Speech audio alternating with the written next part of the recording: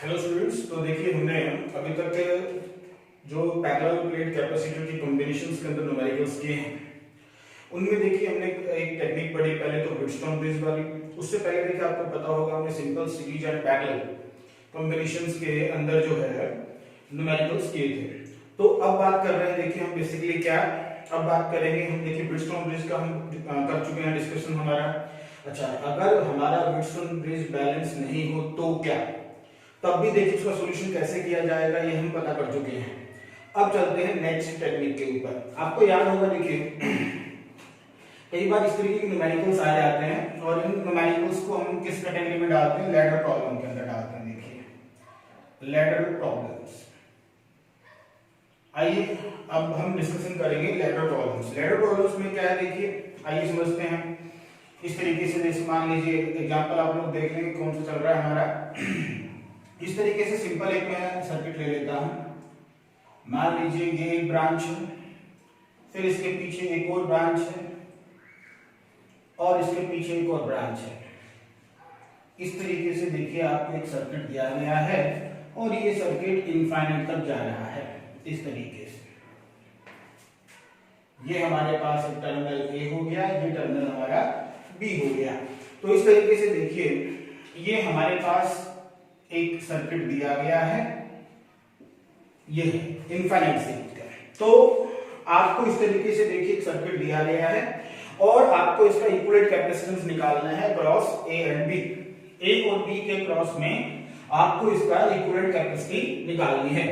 अब देखिए सर्किट को देख के हमें ये नहीं समझ में आ रहा है कि सीरीज में है कि पैरेलल में है। देखिए तो किस तरीके से किया जाए, आइए समझते हैं। देखिए ये इस तरीके के जितने भी न्यूमेरिकल्स होंगे उनको निकालने की क्या टेक्निक रहेगी, क्या तरीका रहेगा, हमारा सोचने का ढंग कैसा रहना चाहिए, समझते हैं। क्या करें, ये कुछ ऐसा है जैसे देखिए समुद्र होता है हमारे पास, समुद्र में पानी होता है। तो समुद्र के पानी में से एक बूंद निकाल देंगे तो उसके लेवल में कोई असर नहीं पड़ने वाला है, या फिर एक बूंद पानी के समुद्र में डाल देते हैं तो ना ही उसका लेवल बढ़ जाएगा।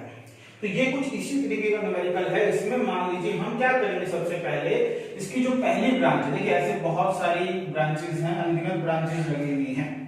मैं क्या कहता हूं, इसकी पहली ब्रांच जो है, इसकी जो फर्स्ट ब्रांच है मान लीजिए उसको मैंने बाहर निकाल लिया अलग से। ये हमने इसकी पहली ब्रांच को अलग से कट करके बाहर निकाल लिया, ये आ गया। अब बाकी जो हमारे पास हिस्सा बचा हुआ है पीछे वाला, देखिए हमें नहीं पता इसका इक्विवेलेंट क्या होगा, बट मैंने मान लिया लेट्स से कि इसके पीछे वाले हिस्से का जो इक्विवेलेंट कैपेसिटी आ रही है वो आ रही है x। तो वो देखिए यहां से हटाया गया था तो यहीं पे जोड़ा जाएगा और इस पूरे पीछे वाले सर्किट का इक्विवेलेंट कैपेसिटी कितना, x हमने मान लिया। अब देखिए आपने तो मान लिया पीछे वाले का, तो अब मैं वापस अगर इस ब्रांच के साथ, देखिए इस ब्रांच को मैं वापस अगर जोड़ रहा हूं इसके साथ, फिर से समझे। देखिए हमने क्या किया, पहले इस ब्रांच को हटा दिया और रिमेनिंग जो हमारे पास हिस्सा था, रिमेनिंग जो हमारे पास ये पार्ट था, इसका जो हमारे पास इक्विवेलेंट बनेगा उसको मैंने x बोल दिया। अब हमने इस रिमेनिंग हिस्से के साथ वापस ये जो ब्रांच हटाई थी उसको जोड़ दिया।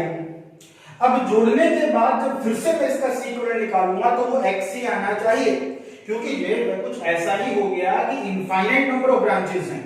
एक ब्रांच के निकालने से या लगाने से इसके आंसर में कोई फर्क नहीं पड़ेगा, आंसर तो वही रहेगा। तो बिल्कुल वैसा ही देखिए यहाँ पे भी है।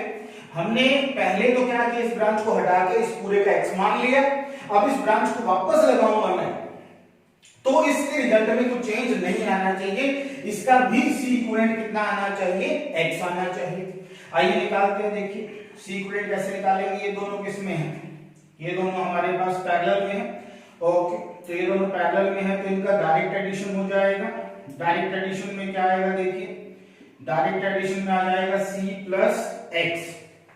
ओके, अब ये दोनों जो हमारे पास है, देखिए ये दोनों हमारे पास किस फॉर्म में है, सीरीज की फॉर्म में है। तो सीरीज की फॉर्म में आपको जैसा कि पता है 1 अपॉन करके ऐड करेंगे तो 1 upon c equivalent is equal to 1 upon c plus 1 upon c plus x, ये हो जाएगा।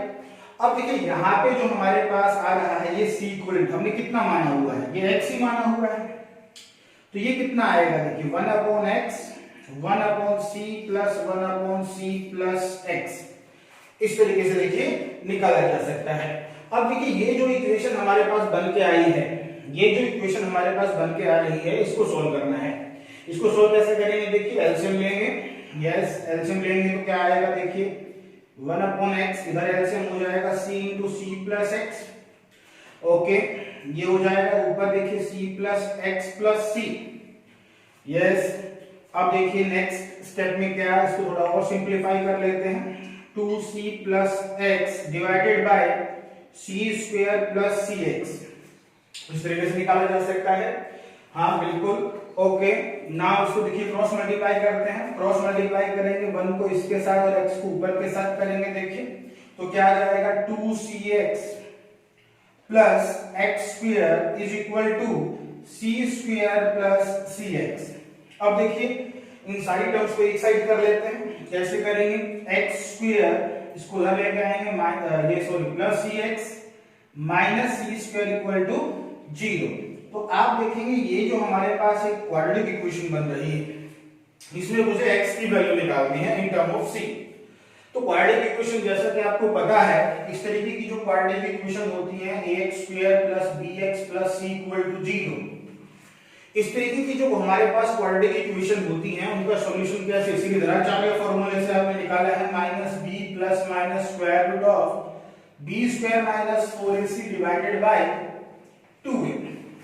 इस तरीके से निकाल सकते हैं। देखिए तो किस तरीके से निकालेंगे? x इज इक्वल टू, आइए इस फॉर्मूले में वैल्यूज पुट करते हैं। देखिए a की वैल्यू 1 है, x स्क्वायर का मल्टीपल, b यहाँ पे प्लस c है और c जो कांस्टेंट टर्म है वो यहाँ पे माइनस c स्क्वायर है। देखिए रखें तो रखते हैं, ये देखिए यहाँ पे तो ये हो जाएगा minus c plus minus square root c square, ये माइनस और वहां माइनस प्लस हो जाएगा और ये हो जाएगा 4c square divided by 2 into 1, तो 2 ही होगा। देखिए तो सिंपल।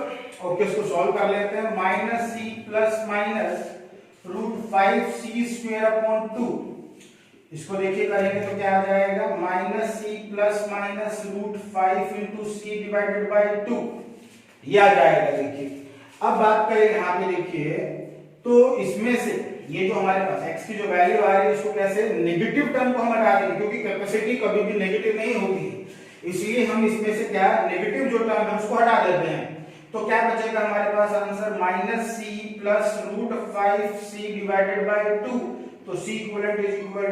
तो ये इस तरीके से देखिए रैडल प्रॉब्लम्स हम सॉल्व कर सकते हैं। क्या रिजल्ट आया हमारे पास? इसमें से देखिए नेगेटिव टर्म को हम छोड़ देते हैं, क्योंकि कैपेसिटी कभी भी नेगेटिव नहीं होती है। देखिए तो कैपेसिटी कभी भी नेगेटिव नहीं होती, इसलिए नेगेटिव टर्म को यहां से छोड़ दिया जाएगा। तो क्या बचेगा answer? Minus c plus root 5c upon 2, और उसमें से c कॉमन निकाल लेंगे तो root 5 minus 1 upon 2 into c। तो ये हमारे पास देखिए फाइनल आंसर आएगा। तो इस तरीके की जितनी भी हमारे पास देखिए लैडर प्रॉब्लम्स है, इनफाइनाइट ब्रांचेस वाली जितनी भी हमारे पास न्यूमेरिकल्स आने वाले हैं, उसमें इस टेक्निक का यूज किया जा सकता है। आइए मैं आपको देखिए कुछ इसमें और न्यूमेरिकल्स है, कुछ और एग्जांपल देता हूं जो आप लोग करेंगे और मुझे जिनका आंसर जो है आप लोग कमेंट बॉक्स में बताएंगे कि देखिए ये आंसर, इसका ये आंसर है। ओके, आपको मैंने पीछे देखिए जो एक व्हीटस्टोन ब्रिज जब बैलेंस नहीं होता है उस समय देखिए मैंने आपको एक एग्जांपल से समझाया था। मैं आपको होमवर्क दे रहा हूं, देखिए उसके ऊपर भी एक न्यूमेरिकल दे देता हूं, वो भी आप लोग सॉल्व करेंगे और मुझे आंसर जो है आप लोग कमेंट में लिख के बताएंगे कि क्या होगा। देखिए तो सबसे पहले मैं अनबैलेंस्ड व्हीटस्टोन ब्रिज के ऊपर दे रहा हूं, उसको सॉल्व करके आप मुझे देंगे। तो ये जैसे मान लीजिए इस तरीके का दे रखा है, मैंने आपको एक क्वेश्चन दे दिया है, सॉल्व करें खुद से।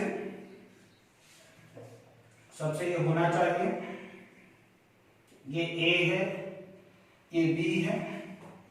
ओके, इसको मैं 1 लिख देता हूं, नंबरिंग आप अपने हिसाब से देख लेंगे अपनी नोटबुक में।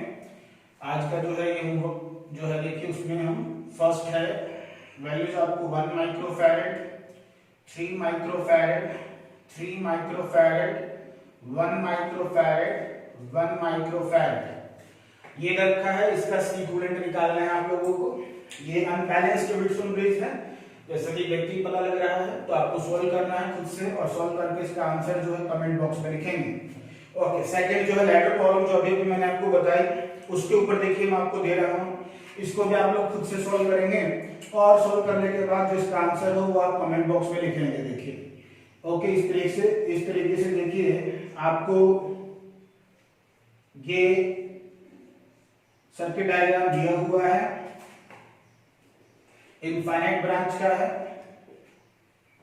इस तरीके से देखिए ए, ये बी है, हर एक की कैपेसिटी सी दे रखी है और इनफाइनाइट तक जा रही है। देखिए इसका इक्विवेलेंट आपको निकालना है, आप सब लोग करेंगे इसे देखिए अपने लेवल पे, ठीक है। मेथड मैं आपको बता चुका हूं। देखिए यही एक ब्रांच है जो बार बार देखिए रिपीट हो रही है, तो आपको वही टेक्निक इसमें भी अपनानी है। तो ये दोनों के दोनों जो है आप लोग करेंगे और इसके जो आंसर्स है वो आप लोग मुझे कमेंट में लिख के बताएंगे। तो इसके अलावा देखिए मैं आपको इसमें लैडर कॉलम के अंदर एक और न्यूमेरिकल दे देता हूं, वो भी आप लोग ट्राई करेंगे खुद से। अच्छा न्यूमेरिकल है, देखिए क्या न्यूमेरिकल है वो भी आपको देखिए पता लग जाएगा। इस तरीके से दिया हुआ है। सर ये तो वही है जो आपने दिया था, पहले वाला ही क्वेश्चन दे दिया सर आपने वापस, ऐसा नहीं है। ध्यान से देखिएगा, मैं कुछ डाटा चेंज कर रहा हूं यहाँ पे और ध्यान से सॉल्व करेंगे भाई इस क्वेश्चन को। देखिए ये आपको दिया जा रहा है इस तरीके से, क्लियर। तो ये जो है आप लोग उसको सोल्व करने की कोशिश करेंगे। ऐसे ही देखिए आगे भी दिया गया है, मैं आपको एक और बता देता हूँ पैटर्न ताकि समझ में आए कि क्या दे रखा है और क्या नहीं दे रखा है।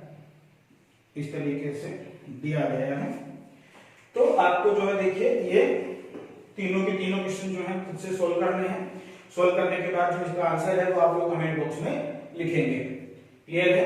तो ये हमारे पास नेक्स्ट जो हमारे पास न्यूमेरिकल हो सकता था लैडर प्रॉब्लम, देखिए उनको हम किस तरीके से सोल्व कर सकते हैं मैंने आपको बताया और उनके ऊपर आप लोग प्रैक्टिस कर सकते हैं, इनको सोल्व करेंगे। देखिए हाँ, तो देखिए अब जो है हमने पीछे क्या देखा लैडर प्रॉब्लम्स के ऊपर कि इनफाइनाइट नंबर ऑफ ब्रांचेस अगर हैं तो किस तरीके से सोल्व करेंगे। आइए नेक्स्ट जो हमारे पास टेक्निक आती है या नेक्स्ट जो जिस तरीके के न्यूमेरिकल्स पूछे जा सकते हैं वो हमारे पास क्या है, मिरर सिमेट्री के ऊपर पूछे जा सकते हैं। देखिए मिरर सिमेट्री क्या है देखिए, और ये किस तरीके से यूज कर सकते हैं। मिरर सिमेट्री में जैसे कि नाम से पता लग रहा है हम यूज करेंगे मिरर। मिरर का मतलब मिरर इमेज। मिरर इमेज में क्या होता है, जैसे कि हम मिरर के सामने खड़े होते हैं तो हमारा ही एक इमेज पीछे बन जाता है। ओके देखिए जैसा हमारा ऑब्जेक्ट होता है वैसा का वैसा इमेज ही पीछे बनता है मिरर में। उसी तरीके से देखिए यहाँ पे हम डिस्कस करते हैं। आइए तो सबसे पहली बात कि मिरर रखेंगे कहाँ, मिरर को कहाँ रखा जाएगा। देखिए मिरर को देखिए सिमेट्रिक लोकेशन पे रखना है। सिमेट्रिक लोकेशन का मतलब क्या, जैसे कि एक बात तो ध्यान रखिएगा जो मेन लाइन होती है AB, जैसे कि AB जो लाइन है ये हमारे पास मेन लाइन है और मिरर हमेशा जो AB लाइन है उसके परपेंडिकुलर ही रखी जाएगी। जो मिरर रखा जाएगा वो AB लाइन का हमेशा ही कैसे रखा जाएगा, परपेंडिकुलर रखा जाएगा। परपेंडिकुलर सबसे पहले तो ये समझिए ये line AB line main line जिसके अक्रॉस हम क्या करेंगे सेल या जो भी हमारे पास एनर्जी सोर्स होगा जिसके अक्रॉस हम जोड़ते हैं। तो यहाँ पे जो मिरर रखा जाएगा उस AB के परपेंडिकुलर रखना है और ऐसे लोकेशन पे रखना है कि एक तरफ ऑब्जेक्ट मान लिया जाए तो दूसरी तरफ उसकी इमेज होनी चाहिए। तो क्या ये वो लोकेशन है, देखिए बिल्कुल ये वो लोकेशन है जिसके क्रॉस इसको रखा जाए। तो ये अगर हमारे पास ऑब्जेक्ट मान ले तो इसकी इमेज ये रही, ये अगर ऑब्जेक्ट मान ले तो ये रही, इसकी इमेज ये रही। तो और ये तो इसके ठीक बीचों बीच देखिए आ ही रहा है कैपेसिटर इस तरीके से। ओके तो ये देखिए ये हम कह सकते हैं लोकेशन है जिसके ऊपर हम मिरर रख सकते हैं। आप समझिए इस बात को, मिरर का मतलब क्या हुआ कि जैसे यहां से जो करंट आ रहा है वो आपको यहां से जाते हुए दिखाई देगा, यहां से जो आ रहा है वो आपको यहां से जाते हुए नजर आएगा। जैसे कि मान लीजिए यहां से 1 एम्पीयर जा रहा है तो यहां से 1 एम्पीयर जाते हुए नजर आएगा। और अगर यहां से मान लीजिए 2 एम्पीयर जाते हुए, मैं मान रहा हूं देखिए वैल्यूज नहीं है ये कोई, यहां से मान लीजिए अगर 2 एम्पीयर जा रहा है तो आपको यहां से 2 एम्पीयर जाते हुए नजर आएगा। तो कहने का मतलब ये हुआ कि देखिए ये जो हमारे पास यहाँ जॉइंट बन रहा है तो यहां से जो करंट आया है वो यहां से जा रहा है, तो ये 2 एम्पीयर का करंट इस ब्रांच में आया ही नहीं। तो इस जॉइंट के यहाँ होने नहीं होने से क्या फर्क पड़ता है देखिए। तो मिरर सिमेट्री हमें देखिए यही बेनिफिट देती है कि जितने भी इस मिरर वाली ये जो हमारे पास लोकेशन है, ये जो वर्टिकल लाइन है, इसके ऊपर जितने भी जॉइंट होंगे उन जॉइंट को हम हटा सकते हैं। जैसे कि ये जॉइंट है इसको हम यहाँ से हटा सकते हैं और इनको आपस में कनेक्ट कर सकते हैं। वर्टिकल जो जॉइंट है उनको हम हटा सकते हैं। देखिए याद रखेंगे हॉरिजॉन्टल जॉइंट्स को नहीं हटाना है, वर्टिकल जो कनेक्टिविटी है यहां से डायरेक्ट उधर जाएगा, तो जो ये वाली वर्टिकल लाइन में जितने भी जॉइंट उनको हटाया जा सकता है। जैसे इसको हटाएंगे तो क्या होगा, देखिए जैसे इसको हटाया जाएगा तो क्या हो जाएगा, एक बहुत ही बढ़िया देखिए रिजल्ट अपने को सामने नजर आएगा। वो क्या नजर आने वाला है भाई, क्या ये जो दोनों हमारे पास कैपेसिटर हैं, कौन से दोनों, ये जो दोनों देखिए, ये दोनों जो हमारे पास कैपेसिटर हैं जब सीरीज में हो गए, अब ये दोनों सीरीज में हो गए तो इन दोनों का रिजल्ट हमारे पास देखिए किस तरीके से निकाल सकते हैं। ये जो है C/2 हो जाएगा, इन दोनों को यहां से हटा दिया जाए और इनकी जगह पे एक कैपेसिटर लगाया जाए तो C/2 हो जाएगा। देखिए अब ये दोनों हमारे पास किस में हो गए हैं, पैरेलल में, इसका निकाल दिया जाएगा, पैरेलल में डायरेक्ट ऐड हो जाता है तो C + C/2 3C/2 हो जाएगा। यहां से ये 3C/2, फिर ये तीनों जो है वो किस में हो जाएंगे, सीरीज में, और ये दोनों भी अलग से देखिए सीरीज में, इन दोनों की जगह पे क्या लिखा जा सकता है, ये C/2। ओके, ऊपर वाले का जो आएगा वो क्या आएगा, इन सबका तीनों का कैसे 1/C प्लस 2/3C उल्टा हो जाएगा, तो 3C हमारे पास क्या हो जाएगा, देखिए एलसीएम हो जाएगा, और 3 + 3 6, और उसके लिए 2, ये देखिए कितना हो जाएगा 8, तो ये हमारे पास हो जाएगा 3C/8 इनका तीनों का, और C/2। तो नेक्स्ट जो हमारे पास C इक्विवेलेंट डायरेक्ट ऐड करेंगे कितना आ जाएगा, 3C/8 + C/2, LCM is 8, LCM 8 आ जाएगा देखिए, और ये हो जाएगा 3C + 4C 7C/8। कैलकुलेशन आप लोग एक बार चेक कर लेंगे, देखिए इस तरीके से कर सकते हैं। ये ध्यान रखेंगे मिरर सिमेट्री में। तो ये कुछ हमारे पास देखिए न्यूमेरिकल्स हैं जो मिरर सिमेट्री के मैंने आपको लिखे हैं, एग्जांपल 2, 3 एंड 4। सारे जो जितने भी हमारे पास कैपेसिटर्स हैं सबकी वैल्यू देखिए C है, C इक्विवेलेंट निकालना है आपको। आप देखेंगे सर्किट को देख के नहीं समझ में आएगा किसी भी सर्किट में कि कौन सीरीज में है कौन पैरेलल में है, तो फिर क्या किया जाए, फिर आप चेक करें ब्रिज को नहीं बन रहा है, अगर वो भी नहीं बन रहा तो फिर आप नेक्स्ट आप देखेंगे लैडर प्रॉब्लम तो नहीं है, तो फिर आप नेक्स्ट आ जाएंगे इसके ऊपर मिरर सिमेट्री के ऊपर। इसलिए इस तरीके से स्टेप बाय स्टेप जो है आप लोग न्यूमेरिकल को देखें, चेक करें कि कौन सी टेक्निक लगेगी कौन सी टेक्निक नहीं लगेगी। तो अब यहाँ पे देखेंगे ना, पीछे वाली हमारे पास कोई भी टेक्निक न्यूमेरिकल्स में नहीं लग रही है, तो फिर हम आते हैं मिरर सिमेट्री के ऊपर। अब मिरर सिमेट्री की बात करें तो देखिए मिरर सिमेट्री यहाँ पे कहाँ और कैसे यूज में आएगी ये आप लोगों को समझना है। मिरर रख के देखेंगे और जहां जिस लोकेशन पे मिरर रखेंगे वहां पे ज्वाइंट जो है, जो ज्वाइंट आपको प्रॉब्लम दे रहा है देखिए यहाँ पे वो हट जाएंगे। आपको पता है देखिए यहाँ ये एक और एग्जांपल नंबर 3 देखिए, मैं आपको एक और बता देता हूँ किस तरीके से सोल्व करेंगे, एक और करके देखते हैं। आप लोग सेकंड और फोर्थ के जो है वो सोल्व करेंगे, और सोल्व करने के बाद सेकंड और फोर्थ जो है हमारे पास क्या करेंगे आप लोग कमेंट बॉक्स में इसका आंसर मुझे लिख के बताएंगे। आइए करते हैं, देखिए नेक्स्ट है हमारे पास कौन सा, एग्जाम्पल नंबर 3 करके देखते हैं। देखिए एग्जाम्पल नंबर 3 की अगर हम बात कर रहे हैं तो किस तरीके से सोल्व किया जा सकता है, इसमें आप देखें बहुत ध्यान से अगर, तो इसके अंदर जो है कहां पे मिरर रखा जाएगा ये आप लोगों को सोचना है कि भाई कहां पे हम इसमें मिरर को रख सकते हैं, ये हमें सोचना होगा।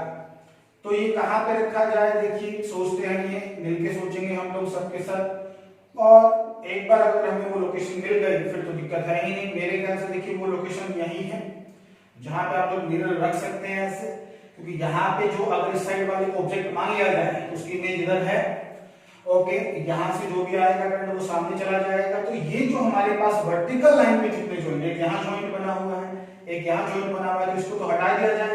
ऐसे ये देखिए इस वाली ब्रांच का जॉइंट यहाँ है और इस वाली ब्रांच का नीचे भी है, तो इसको भी हटा दिया जाए, तो ये दोनों ही कैपेसिटर हट जाएंगे। मिरर रखा गया इसके ऊपर, इसके हट जाएगा, पूरा वर्टिकल में आ गया, लाइन के अंदर आ गया, इसके हट जाएगा। पीछे वाले में देखिए ये हॉरिजॉन्टल में था इसलिए ये नहीं कट पा रहा था, ये कट जाएगा पूरा का पूरा। तो हमारे पास रिमेनिंग सर्किट क्या रहेगा, देखिए रिमेनिंग सर्किट तो बहुत ही आसान क्या हो जाएगा, देखिए रिमेनिंग सर्किट हमारे पास इस तरीके से बन जाएगा जो आप लोग बहुत इजीली सोल्व कर सकते हैं। क्या ये देखिए इस तरीके का बन रहा है रिमेनिंग सर्किट, और ये बहुत ही आसान बन जाता है किस तरीके से, देखिए ये दोनों जो है ऊपर वाले हमारे पास सीरीज में, ये सीरीज में इसका कितना आएगा c/2 c/2 c/2 और तीनों जो है वो पैरेलल में हो जाएंगे और पैरेलल में हमारे पास रिजल्ट क्या आ जाएगा c/2 + c/2 + c/2 c + c/2 3c/2 तो ये आंसर आ जाएगा c = 3c/2। तो इस तरीके से देखिए आप लोग सॉल्व कर सकते हैं। तो आप लोग जो है ये सिमेट्रिक प्रॉब्लम जो है वो आप लोग करेंगे खुद से कोर्सेज सेकंड और फोर्थ जो है और सॉल्व करने के बाद कमेंट में मुझे आंसर बताएंगे। क्लियर है? ओके। तो नेक्स्ट जो देखिए अब हम बात करेंगे आगे जो है आने वाले लेक्चर्स में हम डिस्कस करेंगे किस बारे में, नेक्स्ट और कुछ टेक्निक लिखेंगे। अभी न्यूमेरिकल्स ही करेंगे, सीरीज पैरेलल के ऊपर ही न्यूमेरिकल्स कंटिन्यू रखेंगे, कुछ और टेक्निक के बारे में आपको बताऊंगा। देखिए अभी तक आप लोग इतना ही करेंगे अच्छे से।